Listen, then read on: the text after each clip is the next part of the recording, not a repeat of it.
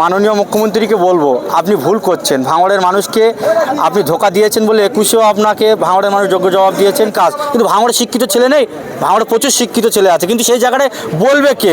কারণ ভাঙড়ের কোনো জনমানুষ ভাইজানকে থ্রেট দেওয়ার করছিল, কিন্তু ওরা ভুলে গিয়েছে। ওদের কোনো ভাঙড়ের মাটিতে ওদের কোনো সম্মান ইজ্জত নেই।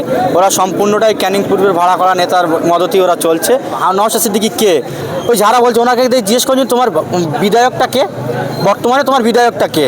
উনি বলতে পারো যে শওকত সাহেব, বলতে হবে নওশাদ সিদ্দিকী। যদি না বলে উনি কিন্তু কালপিট, কারণ উনি ওনার বিধায়কের নাম নিতে লজ্জা করছেন। আপনারা যদি আমার জিজ্ঞেস করেন যে আপনাদের সংসদকে, আমি এক চান্সে বলবো যে আমাদের যিনি সংসদ সায়নী ঘোষ। এতে বলার কি আছে? বলার তো অবশ্যই অধিকার আছে, কিন্তু ওনারা হিংসুক যারে বলা হয়। নওশাদ সিদ্দিকী এভাবে চেপে দিয়ে ওনারা কোনোদিনই জয়ী হতে পারবে না। মানুষ যদি জয় করতে হয়, নওশাদ সিদ্দিকী একবার গিয়েছে, তোমরা 5বার আসো, তাহলেই মানুষ তোমাদেরকে মেনে নেবে। ওইভাবে মানুষকে ভুল বোঝালে হবে না। তার পঞ্চায়েত যে ভাঙড় 2 নম্বর ব্লকে আছে, পঞ্চায়েতগুলো সম্পূর্ণ অবৈধভাবে তারা গঠন করে রেখেছে। সেখানে বিরোধী পক্ষে, বিশেষ করে আইএসএফের যেখানে যেখানে জনপ্রতিনিধি আছে, তাদেরকে ব্যাপকভাবে তাদেরকে বাধার সম্মুখীন হতে হচ্ছে। আপনারা শুনলে অবাক হয়ে যাবেন, 2023-24 যে 24 সংসদ সভা হয়, গ্রাম সংসদ, সেই সমস্ত সংসদ মিটিংগুলো যে বুথে যারা আমাদের জনপ্রতিনিধি পঞ্চায়েত মেম্বার সদস্য যারা আছেন, সমস্ত পঞ্চায়েত মেম্বারদের, পঞ্চায়েত সদস্যদেরকে এইভাবে, পঞ্চায়েত সমিতিদের, আমি একজন জেলা পরিষদ, আমাকে এইভাবে আমাদেরকে কেন বঞ্চিত করা হচ্ছে? তাতে করে গ্রাম্য লেভেলে যারা মানুষ, যারা দীর্ঘদিন বিভিন্ন রাস্তাঘাট, পানীয় জল, ড্রেন থেকে বিভিন্ন কিছু গ্রামের সমস্যাগুলো, সেই সমস্যায় রয়ে যাচ্ছে। তাহলে পঞ্চায়েত ব্যবস্থায় যে আইন প্রক্রিয়ায় যে মেম্বারদের দ্বারাই বিভিন্ন এলাকার ডেভেলপমেন্ট করা হয়, সেইগুলো মূলত পিছিয়ে যাচ্ছে। প্রধানের কাছে আমরা একাধিকবার বলেছি, প্রধান থেকে শুরু করে ভিডিও থেকে পঞ্চায়েত সমিতির সভাপতি, এসডিও, এমনকি ডিএম পর্যন্ত, মেলের কপিতে শুরু করে এবং রিসিভ কপি পর্যন্ত আমাদের আছে। আমরা সবটাই আছি, আমরা সব জায়গায় ফেল। এবার আমরা হাইকোর্টে যাব। আমরা খুব তাড়াতাড়ি হাইকোর্টের কাছে গিয়ে এর বিচার ফেলে এই পঞ্চায়েতে যারা প্রধান আছে তাদেরকে আইনি চড় কীভাবে দিতে হয় সেটা আইএসএফ বুঝিয়ে দেবে। আজকে দেখলাম নওশাদ সিদ্দিকী প্রথম যে আজকের ভিজিট করলেন ঘটকপুকুর গোবিন্দপুরে একদম সংলগ্ন, সেখানে আপনাদের কিছু নেতাকে টিএমসি নেতারা ঠেট দিয়ে বললেন যে আপনারা বাইরে থেকে এসছেন। আপনারা জানেন, আমরা দেখেছি ওখানে যারা ভাইজানের সঙ্গে ছিল সব আমাদের এই জাউলগাছি প্রাণগঞ্জ অঞ্চলের সব নেতৃত্ব। ওরা জানে না, ওরা যাদের দৌলতে এই নওশাদ ভাইকে আটকানোর জন্য রাস্তায় নেমেছেন, তাদের যিনি মাতা আছেন তিনি কিন্তু ভাঙড় বিধানসভার ভোটারও নয়, ভাঙড়ের কোনো প্রতিনিধিও নয়। অতএব আগে নিজের চয়েতে তেল দেখ, তারপরে ভাঙড়ের নিয়ে কথা বলবে। আমরা ভাঙড়ের মানুষ, সবসময় ভাঙড়েই থাকি। এবং কি আমরা যদি আজকে মনে করতাম ভাঙড়ের 2 থেকে যদি যেতাম, ওরকম গোবিন্দপুর, ঘটকপুকুর রোড, তালেব মোল্লার ব্যবসা, ওই কদবেলতলা বা রাস্তাগুলো আমরা জাম করে দিতে পেতাম। ওখানে মাত্র আমাদের গুটি কতক নেতৃত্ব ওখানে ছিল। আপনারা খবর নিলে বুঝতে পারবেন। ওরা একটা জিনিস ভাইজানকে থ্রেট দেওয়ার করছিল, কিন্তু ওরা ভুলে গিয়েছে। ওদের কোনো ভাঙড়ের মাটিতে ওদের কোনো সম্মান ইজ্জত নেই। ওরা সম্পূর্ণটাই ক্যানিং পূর্বের ভাড়া করা নেতার মদতেই ওরা চলছে। অতএব ওদের কথা আমরা কোনো মাথা নেই। আমরা আগামীতে ফের নওশাদ সিদ্দিকী মহাশয় তিনি বিভিন্ন অঞ্চলে, বিভিন্ন গ্রামে মানুষের পরিষেবা দিতে দুয়ারে দুয়ারে তিনি পৌঁছে যাবেন। এলাকার মানুষ আসবেন, তানার কাজ তিনি করবেন। ওনারা বারে বারে বলে নওশাদ সিদ্দিকী কে? ওই যারা বলছে ওনাকে জিজ্ঞেস করছেন তোমার বিধায়কটা কে, বর্তমানে তোমার বিধায়কটা কে? উনি বলতে পারো যে শওকত সাহেব, বলতে হবে নওশাদ সিদ্দিকী। যদি না বলে উনি কিন্তু কালপিট, কারণ উনি ওনার বিধায়কের নাম নিতে লজ্জা করছেন। আপনারা যদি আমার জিজ্ঞেস করেন যে আপনাদের সংসদকে, আমি এক চান্সে বলবো যে আমাদের যিনি সংসদ সায়নী ঘোষ। এতে বলার কি আছে? বলার তো অবশ্যই অধিকার আছে, কিন্তু ওনারা হিংসুক যারে বলা হয়। নওশাদ সিদ্দিকী এভাবে চেপে দিয়ে ওনারা কোনোদিনই জয়ী হতে পারবে না। মানুষের মন যদি জয় করতে হয়, নওশাদ সিদ্দিকী একবার গিয়েছে, তোমরা 5বার আসো, তাহলেই মানুষ তোমাদেরকে মেনে নেবে। ওইভাবে মানুষকে ভুল বোঝালে হবে না। আমরা দেখছি যে ভাঙড়ের লাগোয়া, একেবারে ভাঙড়ের জায়গা বলা যায়, মুখ্যমন্ত্রী এসে একটা উদ্বোধন করছে, সেখানে এখানকার বিধায়ক বা কাউকে, এটা খুব লজ্জাজনীয় ব্যাপার। আমরা সত্যি খুব এর জন্য আমরা দুঃখিত, ব্যথিত।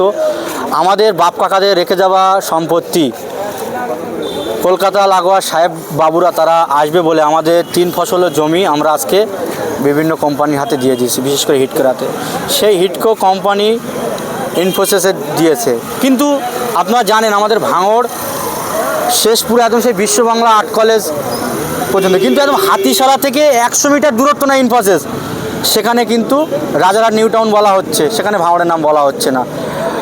মাননীয় মুখ্যমন্ত্রীকে বলবো আপনি ভুল করছেন, ভাঙড়ের মানুষকে আপনি ধোকা দিয়েছেন বলে 21-এও আপনাকে ভাঙড়ের মানুষ যোগ্য জবাব দিয়েছেন। ফের যে একটা আপনার উপস্থিতিতে ভাঙড়ের বিধায়ক নেই, ভাঙড়ের অন্যান্য প্রতিনিধিরা আছে তারা নেই, এলাকার এমপি নেই, আপনি এসে কোথাকার বাইরের বিধায়ক চন্দ্রিমা ভট্টাচার্য, তিনি আমাদের অর্থর মন্ত্রী, তিনি আসতে পারে, তিনি একজন আমাদের মন্ত্রী আমাদের রাজ্যের, সুজিত বোস দমকল মন্ত্রী, তিনি থাকতে পারেন, কিন্তু স্থানীয় বিধায়ক নেই।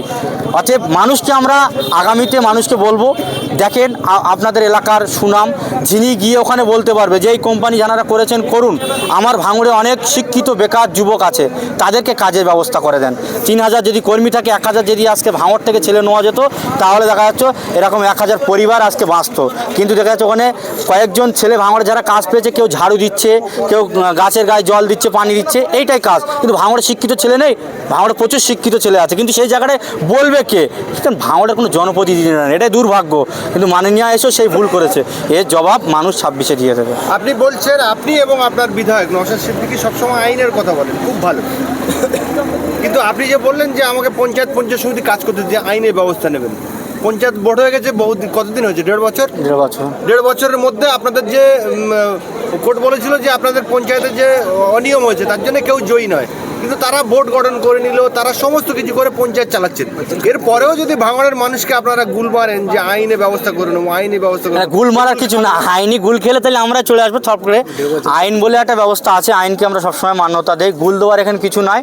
আপনারা জানেন যেভাবে পঞ্চায়েত নমিনেশনে কেন্দ্র করে ভাঙড়কে সন্ত্রাস করেছিল, বিরোধী পক্ষের যারা নমিনেশন করতে গিয়েছিল আমাদের প্রার্থী, তাদেরকে বিভিন্ন বাড়ি থেকে বার হওয়া পর্যন্ত ভাঙড় বিডিও অফিস চত্বরে আসাকে কেন্দ্র করে আমাদের শতাধিক কর্মী রক্তাক্ত হয়েছেন, কয়েকজন কর্মী তারা আজকে আমাদের থেকে চলে গিয়েছেন।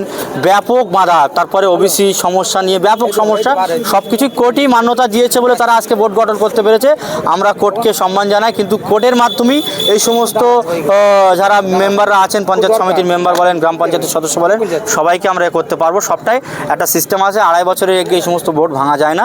আমরা আর 1 বছর অপেক্ষায় আছি, তার মধ্যে প্রচুর মেম্বাররা আমাদের সঙ্গে অলরেডি যোগাযোগ রেখেছে, সময় আসলে দেখতে পাবেন বোর্ড কারা গঠন করে। গতকাল আবারও সকালবেলা বললেন যে নওশাদ সিদ্দিকী জঙ্গি প্রশিক্ষণ দিচ্ছে, এটা আপনারা জানেন, এর আগে থেকে উনি যে থেকে ভাঙড়ে অবজারভার হয়েছেন সেই থেকে নওশাদ সিদ্দিকী জঙ্গি প্রশিক্ষণ দেয়, নওশাদ সিদ্দিকীর সঙ্গে যারা ঘরে তারা উগ্রপন্থী নানান কথাবার্তা বলেছে। তিনি যদি জঙ্গি হন তাহলে তিনি একজন আমাদের রাজ্যের আইনসভার তিনি একজন মেম্বার বিধায়ক, তাহলে তানার যিনি বিধানসভার স্পিকার বিমান বন্দ্যোপাধ্যায় মহাশয়, তিনি তানাকে তাহলে বিধানসভা থেকে তানাকে তাহলে সাসপেন্ড করতো, তিনি করছেন না।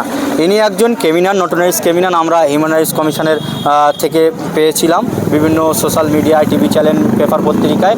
অতএব উনি ওই সমস্ত কথাবার্তা বলবেন। নওশাদ সিদ্দিকী একজন খুব ভালো মানুষ, তিনি সদা সর্বদা জাতি ধর্ম নির্বিশেষে দলিত আদিবাসী পিছিয়ে পড়া মানুষের জন্যে, বেকার যুবকদের জন্য তিনি কথাবার্তা বলে থাকেন, তিনি সবসময় শান্তির কথাবার্তা বলে থাকেন। ওই সমস্ত কথাবার্তা বলে মানুষেরকে আর ভুল বোঝানো যাবে না।